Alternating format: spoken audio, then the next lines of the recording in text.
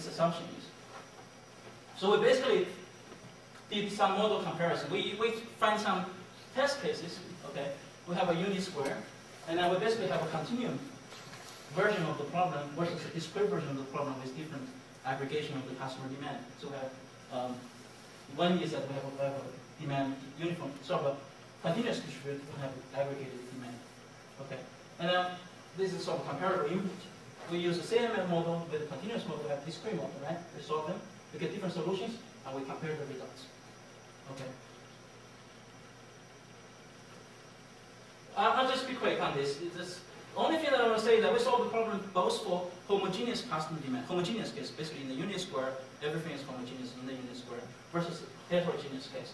Here we assume that it's homogeneous, so the cost, the probability, and the demand is homogeneous everywhere in space. And we try different probability values and different customer density. And then I just want to forget about this, I need to read the solution cost and so on. I just want to show this.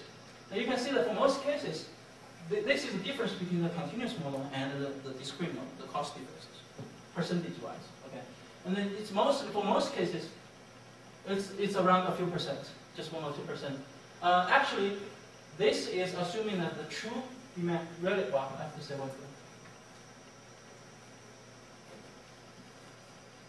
That when we are comparing the two costs, one from the continuous, one from the discrete, we could choose either one of these two inputs as a true case, the other one being the approximation, right? So we compare the two costs, assuming this is true or versus that is true. That is what this is. Okay.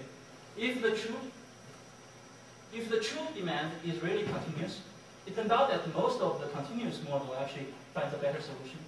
If the discrete version, the demand is true, if the true demand is really discrete,